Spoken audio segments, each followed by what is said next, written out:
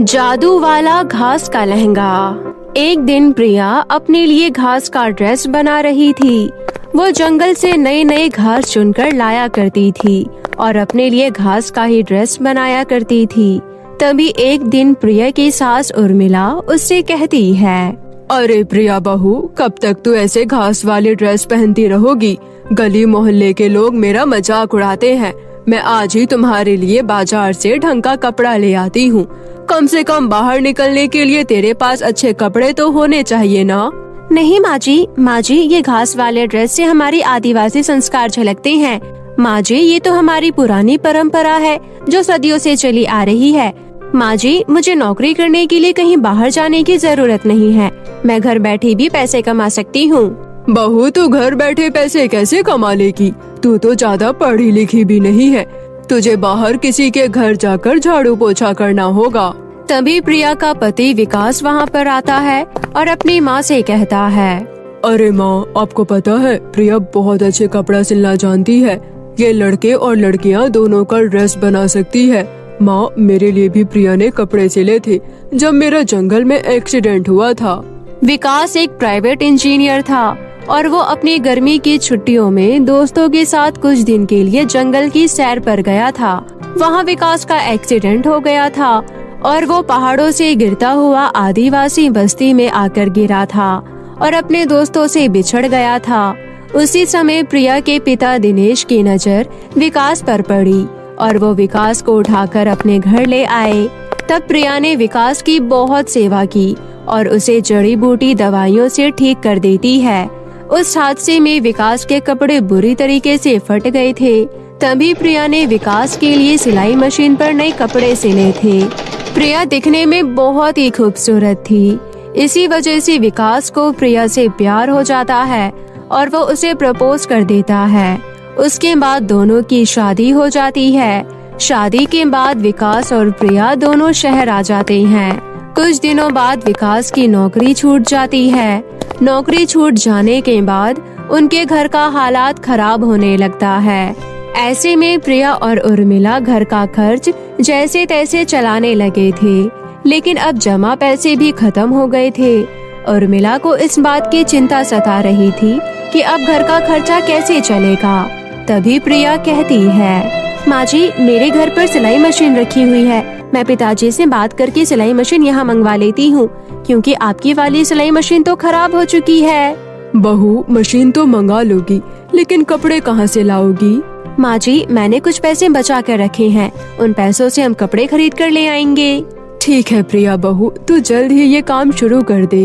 प्रिया ने फोन करके अपने पिता से सिलाई मशीन शहर मंगवा लेती है और विकास को बाजार भेजकर कुछ सस्ते सस्ते कपड़े मंगवा लेती है। कपड़े देखकर प्रिया की सास बोलती है, प्रिया, ये तो बहुत सस्ते कपड़े हैं। माँ जी, एक बार इन कपड़ों को सिल जाने दीजिए, फिर ये कपड़े आपको महंगे लगने लगेंगे। प्रिया ने उन सस्ते कपड़ों से लड़कियों के लिए सुंदर सुंदर ड्रेस सिलकर तैयार करती है। प्रिया की सिली हुई ड्रेस देखकर उसकी सास कहती है, अरे प्रिया बहू, ये कपड़े तो सच में बहुत महंगे लग रहे हैं। एक ड्रेस की कीमत 1000 रुपए से कम नहीं लग रही। प्रिया बहू, तेरे हाथों में जादू है, जादू। माँ जी, अब मैं इन कपड़ों को बाजार में बेचने जाऊंगी। हाँ, ठीक है, बेच आना, लेकिन बाजार जाने के लिए पहले अपने लिए तो कुछ कपड़े सिल ले। माँ जी, मुझे अपने लिए कपड़े सिलने की कोई जरूरत नहीं है। मैं तो अपने इस घास वाले ड्रेस में ही बाजार जाऊंगी। हे भगवान, ये कैसी बातें कर रही है बहू। अब यही दिन देखना रह गया था कि मेरी बहू घास के ड्रेस पहनकर बाजार जाएगी। लोग मुझे क्या कहेंगे? अरे माँ, घास वाले ड्रेस में क्या खराबी है?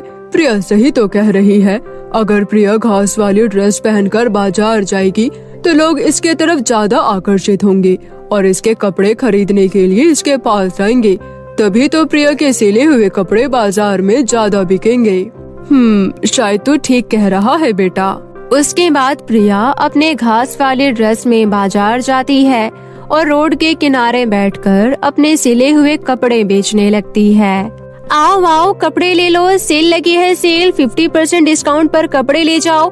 2000 वाले कपड़े 1000 रुपए में ले जाओ। प्रिया की आवाज सुनकर आने जाने वाले राहगीर उसकी तरफ देखने लगते हैं। शहर में रहने वाले लोग कभी भी किसी को आदिवासी ड्रेस में नहीं देखा था। प्रिया को देखने के लिए उसके पास लोगों की भीड़ इकट्ठा हो जाती है और लोगों की नजर जब प्रिया के कपड़ों पर पड़ती है तो लोग उससे कपड़े खरीदने लगते हैं। तभी एक औरत प्रिया से कहती है, अरे बहन जी, ये ड्रेस क्या आपने सिली है?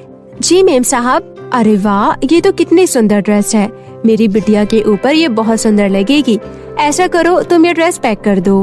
प्रिया उस औरत को ड्रेस पैक करके दे देती है और वो औरत प्रिया को खुशी खुशी 1000 रुपए देती है। थोड़ी ही देर में एक लड़की आती है और प्रिया की सिली हुई ड्रेस देखकर कहती है, अरे ओ घास वाली, ये लो 1000 रुपए और मुझे ये ड्रेस पैक कर दो। जी मैडम, ये लीजिए आपकी ड्रेस। ऐसी ही एक एक करके प्रिया की सारी ड्रेस बिक जाती है। प्रिया के बिजनेस का पहला दिन बहुत ही अच्छा रहा और वो खुशी खुशी पैसे लेकर घर आ जाती है। प्रिया को देखकर उसकी सास कहती है, अरे प्रिया बहू, तुम खाली हाथ आई हो, तेरी सारी ड्रेस कहाँ गई? माँ जी, वो सारी ड्रेस तो बिक गई। क्या सारी ड्रेस बिक गई? हाँ माँ जी, ये लीजिए, आज की पूरी कमाई पूरे 15,000 रुपए है। अब कल मैं और ढेर सारे ड्रेस बनाऊंगी। दूसरे दिन प्रिया लड़कों के लिए शर्ट और पैंट सिलती है और उन कपड़ों को लेकर बेचने के लिए बाजार जाती है। दूसरे दिन भी प्रिया अपने घास वाले ड्रेस में थी। उस दिन भी उसे देखने के लिए लोग इकट्ठे हो जाते हैं। तभी एक लड़का प्रिया के पास आता है और प्रिया से कहता है, अरे वाह, शर्ट और पैंट आप ये सब भी सिलती हो? हाँ भाई साहब, मैं छोटे बच्चों के भी कपड़े सिलती हूँ। अच्छा ठीक है, आप मेरे लिए ये शर्ट और पैंट पैक कर दो। इन्हें ले जाकर अपने पिताजी को दिखाऊंगा। मेरे पिताजी की कपड़ों की फैक्ट्री है। अगर उन्हें आपके सिले हुए कपड़े पसंद आ जाएंगे तो आपको उनके फैक्ट्री में काम भी मिल जाएगा। ठीक है, ये लीजिए आपके कपड़े। ये लीजिए आपके पूरे 1000 रुपए और आप मेरा कार्ड भी ले लीजिए। कल सुबह आप मेरे नंबर पर कॉल कर लेना। उस दिन भी प्रिया के सारे कपड़े फटाफट बिक जाते हैं। प्रिया पैसे लेकर घर आ जाती है। घर आकर प्रिया विकास और अपनी सास को सारी बात बताती है। प्रिया की बातें सुनकर उसकी सास कहती है, अरे वाह प्रिया बहू, तुझे तो अब शहर के लोग पहचानने लगे हैं और अब तुझे फैक्ट्री में काम भी मिल जाएगा। हाँ माँ जी, ये सब आपकी आशीर्वाद से हुआ है। प्रिया बहू, अब तो तुम अपने लिए कुछ कपड़े सिल लो। माँ जी, लोग मुझे घास वाले कपड़ों से ही पहचानने लगे हैं और मेरी इसी ड्रेस की वजह से लोग मेरे पास आते हैं और मेरे सिले हुए कपड़े खरीद कर ले जाते हैं। फिर इस घास वाले ड्रेस में क्या बुराई है? ठीक है प्रिया बहू, जैसा तुझे अच्छा लगे। दूसरे दिन प्रिया उस लड़के के दिए हुए नंबर पर फोन करती है और वो लड़का कहता है, हाँ बहन जी, मेरे पिताजी को आपकी सिली हुई ड्रेस बहुत पसंद आई है। आप मेरे पिताजी से मिलने उनके ऑफिस चली जाओ, मैं आपसे वहीं पर मिलूंगा। प्रिया उस लड़के के पिताजी से मिलने के लिए ऑफिस चली जाती है। प्रिया अपना घास वाली ड्रेस ही पहनी हुई थी। ऑफिस के सारे लोग बस प्रिया को ही देखे जा रहे थे। तभी वो लड़का प्रिया के पास आता है और प्रिया से कहता है, हाय, मेरा नाम रोहन है और ये मेरे पिताजी का ऑफिस है। चलो आपको मैं अपने पिताजी से मिलवाता हूँ। मोहन प्रिया को अपने पिताजी से मिलवाता है। मोहन के पिताजी प्रिया को अपने कंपनी में ड्रेस डिजाइनर का काम दे देते हैं। प्रिया एक ड्रेस डिजाइनर बन चुकी थी। अब हर रोज ऑफिस में आया करती और मन लगाकर काम किया करती थी। प्रिया अपने घास वाले ड्रेस में ही ऑफिस आती थी। एक दिन मोहन के पिता प्रिया से कहते हैं, प्रिया, ये तुम्हारे घास वाले ड्रेस हर किसी को तुम्हारी तरफ अट्रैक्ट करती है। तुम एक ऐसी ही घास वाले कपड़ों की ड्रेस बनाओ जिसमें आर्टिफिशियल घास लगे हो, शायद वो लोगों को पसंद आए। अरे, मैंने इस बारे में पहले क्यों नहीं सोचा? आपका आइडिया बहुत अच्छा है। मैं आज ही एक ऐसा ड्रेस बनाऊंगी। प्रिया उसी दिन कपड़े का एक लहंगा बनाती है जिसमें आर्टिफिशियल घास लगाती है। प्रिया का वो लहंगा जब बाजार में आता है तो लोग खरीदने के लिए टूट पड़ते हैं। मुझे ये लहंगा चाहिए। नहीं नहीं, ये लहंगा मुझे चाहिए। अरे नहीं नहीं, मुझे अपनी बेटी के लिए ये वाला लहंगा चाहिए। तभी दुकानदार कहता है, अरे लेकिन ये लहंगा तो एक ही पीस है, इसलिए किसी एक को ही मिलेगा। हर कोई प्रिया का बनाया हुआ घास वाला लहंगा खरीदने के लिए उत्सुक था, लेकिन वो लहंगा किसी एक को ही मिल सकता था। लोगों ने वैसा लहंगा लाने के लिए डिमांड करने लगे। अब बाजार में प्रिया के बनाए हुए घास वाले लहंगे की खूब मांग बढ़ गई। प्रिया के पास अब हजारों लहंगे बनाने का ऑर्डर आ गया था। प्रिया दिन रात मेहनत करके लहंगा सिलने लगी। तभी मोहन के पिता प्रिया से कहते हैं, प्रिया, तुम्हारी वजह से कंपनी का लाखों का प्रॉफिट हुआ है। इस वजह से कंपनी ने तुम्हारी सैलरी बढ़ाकर पूरे 90,000 रूपए कर दिए हैं। प्रिया घर आकर ये खुशखबरी अपनी सास उर्मिला और विकास को बताती है। तभी विकास प्रिया से कहता है, प्रिया, शहर में जिसे देखो तुम्हारे सिले हुए घास वाले ड्रेस पहनकर घूम रहे हैं। मैंने तो ये कभी सोचा भी नहीं था कि तुम्हारी ये ड्रेस इतनी स्टाइलिश बन जाएगी। हाँ प्रिया बहू, अब तो मुझे भी तुम्हारी ये घास वाली ड्रेस अच्छी लगने लगी है। विकास, अब तुम्हें भी मेरे कामों में मदद करनी होगी। प्रिया, लेकिन मैं तुम्हारी कैसी मदद कर सकता हूँ? मुझे तो सिलाई आती ही नहीं है। तुम्हें सिलाई करने की कोई जरूरत नहीं है। मैं सोच रही हूँ कि क्यों ना अपनी खुद की कपड़ों की फैक्ट्री खोल ले। हाँ, ये तो तुमने अच्छा सोचा है प्रिया, लेकिन इसके लिए हमें बहुत पैसों की जरूरत पड़ेगी। विकास, वो सब तो हो जाएगा। हम कंपनी के नाम पर लोन ले लेंगे और धीरे धीरे करके लोन चुका देंगे, लेकिन तुम्हें हमारी कंपनी संभालनी होगी। ठीक है प्रिया, मैं इसके लिए तैयार हूँ।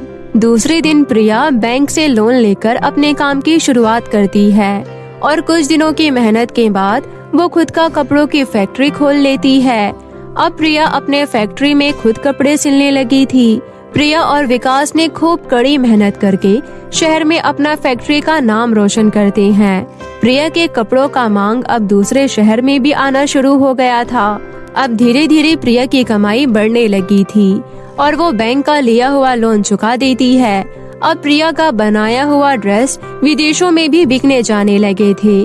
तभी विकास प्रिया से कहता है, प्रिया, तुम्हारे मेहनत के कारण आज तुम्हारा नाम विदेशों में भी रोशन हो गया है। विकास, ये सब मैं अकेले नहीं कर पाती। मेरे इस काम में तुमने और माँ जी ने मेरा बहुत साथ दिया। मैं आज जो कुछ भी हूँ तुम्हारी और माँ जी के आशीर्वाद से हूँ। प्रिया ने अपनी मेहनत के बल से अपना नहीं बल्कि अपने परिवार को मुश्किल समय से बाहर निकाला और अपना नाम रोशन की। गंजी बहू के सर पर मेहंदी का डिजाइन। हरिपुर में रहने वाले शर्मा परिवार में इस समय उलझन चल रही थी, क्योंकि घर के इकलौते बेटे किशन की शादी मीनाक्षी नाम की एक मॉडल लड़की से हुई थी। क्योंकि किशन और मीनाक्षी एक दूसरे से प्यार करते थे, इसलिए उन्होंने लव मैरिज कर ली थी और मीनाक्षी शहर की एक मॉडल लड़की थी। इसलिए किशन की माँ अमृता इस बात पर थोड़ी परेशान थी। ऐसे ही एक दिन, माँ, कम से कम अब तो गुस्सा छोड़ दो। माना कि मीनाक्षी एक मॉडल लड़की है, लेकिन वो दिल की बहुत ही अच्छे स्वभाव की है। आप मेरा विश्वास करो। अरे, तो मैं कहाँ कुछ कह रही हूँ। अब जब तुम लोगों ने रीति रिवाज के साथ शादी कर ली है, तो अब तो वो हमारे घर की बहू बन ही गई है। इसलिए अब मैं इस बारे में कोई बात नहीं करना चाहती। लेकिन हाँ, मैं अपने घर में एक संस्कारी बहू लेकर आना चाहती थी। लेकिन ये तो पूरी की पूरी मॉडल लड़की है। क्या तुमने कभी इसका पहनावा देखा है? छोटी छोटी स्कर्ट और टी शर्ट पहनकर घूमती रहती है, और वहीं संस्कारी बहू होती तो बिना साड़ी और सर पर पल्लू लिए नहीं घूमती।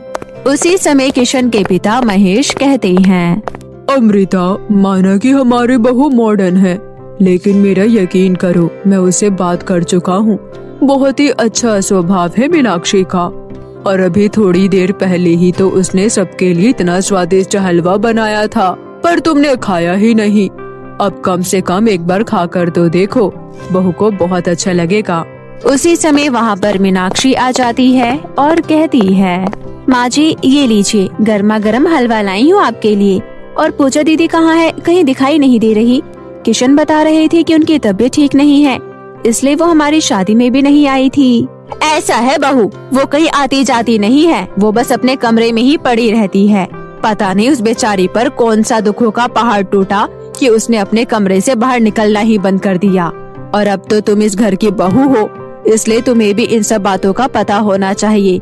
इसलिए जाओ, तुम उसके कमरे में ही उसे ये हलवा दे आओ, इससे तुम्हें उसके दुखों का अंदाजा भी हो जाएगा। अपनी सास की ये बातें सुनकर मीनाक्षी को कुछ समझ में नहीं आता, इसलिए वो हलवा लेकर अपनी नंद पूजा के कमरे में जाती है और वो पूजा को देखकर हैरान हो जाती है। उसी समय पूजा कहती है, अरे मीनाक्षी, क्या हुआ? आओ ना अंदर। इतना सुनकर मीनाक्षी अंदर जाती है और हलवा टेबल पर रख देती है और कहती है, अरे दीदी, आपके सगे भाई की शादी थी और आप तब भी हमारी शादी में शामिल नहीं हुए। मुझे पता है कि आपकी तबीयत ठीक थी, तो फिर ऐसा क्या हुआ कि आप हमारी शादी में शामिल नहीं हुई? किस मुँह से शामिल होती मीनाक्षी? तुम्हें पता है मैं आज तक किसी के शादी पार्टी में नहीं गई और इन सब का असली कारण है मेरा ये गंजापन। और तुम्हें पता है कि मैं एक ऐसी बीमारी से संक्रमित हुई थी जिसकी वजह से मेरे सर के सारे बाल झड़ गए और मैं गंजी हो गई। और उस दिन के बाद से मेरे सर पर कभी भी बाल नहीं आए और इसी वजह से आज तक मेरी शादी नहीं हुई, क्योंकि सब कहते हैं कि हमें गंजी बहू नहीं चाहिए।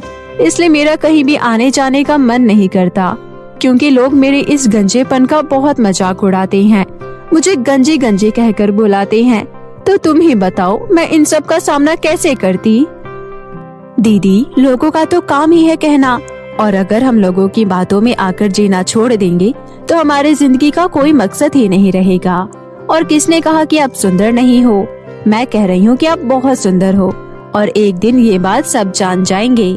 मीनाक्षी की बातें सुनकर पूजा की आंखों में आंसू आ जाते हैं और उसे एक हिम्मत मिलती है। और उस दिन के बाद से मीनाक्षी पूजा का बहुत ख्याल रखती थी और पूजा को मीनाक्षी का साथ मिल जाने की वजह से पूजा सबके साथ खुश रहने लगती है। ऐसे ही एक दिन मीनाक्षी पूजा से कहती है, दीदी, हमारे यहाँ मेहंदी का एक बहुत ही बड़ा कंपटीशन होने वाला है, तो क्यों ना आप उस कंपटीशन में पार्टिसिपेट करो, इससे आपको एक हौसला मिलेगा। नहीं मीनाक्षी, मैं ये नहीं कर सकती। मैं एक गंजी हूँ और मैं सबके सामने इस कंपटीशन में पार्टिसिपेट नहीं कर सकती। लोग मेरा बहुत मजाक उड़ाएंगे। कोई आपका मजाक नहीं उड़ाएगा दीदी, क्योंकि आप मेहंदी का डिजाइन अपने हाथों पर नहीं बल्कि अपने गंजे सर पर लगाओगी और ये देखकर लोग आपका मजाक नहीं बल्कि हैरान हो जाएंगे। ये तुम क्या कह रही हो मीनाक्षी? मैं अपने गंजे सर पर मेहंदी का डिजाइन लगाऊं? अरे इससे तो लोग मेरा और भी मजाक उड़ाएंगे। अरे दीदी, आपका कोई मजाक नहीं उड़ाएगा, आप बस मुझ पर भरोसा रखिए। ऐसे ही मेहंदी कंपटीशन का दिन आ जाता है और मीनाक्षी ने पूजा का नाम मेहंदी कंपटीशन में पहले ही लिखवा दिया था। लेकिन मेहंदी कंपटीशन वाले दिन मीनाक्षी ने भी अपना लुक पूरी तरह से बदल लिया था और ये देखकर उसकी सास अमृता कहती है, अरे बहू, ये क्या, तुमने अपने बाल क्यों काट लिए? अब तुम भी पूजा की तरह गंजी हो गई। आपने बिल्कुल सही कहा माँ जी, ये सब मैंने सिर्फ पूजा दीदी के लिए किया है, क्योंकि मैं नहीं चाहती थी कि वो अपने आप को अकेला समझे। इसलिए उनका साथ देने के लिए मैं भी उनकी तरह गंजी हो गई और आज हम दोनों नंद भाभी मिलकर अपने गंजे सर पर मेहंदी का डिजाइन लगाएंगे। क्यों दीदी, मैंने सही कहा ना? मीनाक्षी, मेरी प्यारी भाभी, थैंक यू सो मच। सच में तुम्हारा दिल बहुत बड़ा है, तुम बहुत अच्छी हो। और इस तरह मीनाक्षी ने जो अपने नंद पूजा के लिए सम्मान भरा काम किया था, यह देख मेहंदी कंपटीशन में आए सभी लोग उनके इस हौसले को देखकर उनके लिए जोरदार तालियां बजाती हैं, क्योंकि दोनों नंद भाभी ने मिलकर अपने गंजे सर पर मेहंदी का बहुत ही सुंदर डिजाइन बनाया था, जिस वजह से वो लोग मेहंदी कंपटीशन जीत जाती है और उन्हें सम्मान के साथ पुरस्कार दिया जाता है। और उसी कंपटीशन में आए एक बहुत बड़े फैशन डिजाइनर पूजा और मीनाक्षी के पास जाते हैं और कहते हैं, सच में आज तुम लोगों ने मेहंदी से ये डिजाइन बनाकर फैशन का एक नया लुक सबके सामने लाए हो और इस डिजाइन को बनाकर तुम लोगों ने एक नया ट्रेंड शुरू किया है। इसलिए मैं आप दोनों नंद भाभी की पिक्चर अपने मैगजीन के फ्रंट पेज पर लगाना चाहता हूँ। तो क्या आप दोनों हमारे कंपनी की नई मॉडल बनने के लिए तैयार हैं? जी जरूर, हम दोनों इसके लिए बिल्कुल तैयार है। और दीदी, अब पंख लगाकर अपने सपनों को छूने का समय आ गया है, इसलिए अब आप तैयार हो जाइए आसमान की चोटी को छूने के लिए। और thank you so much sir, जो आपने हम लोगों को इस लायक समझा।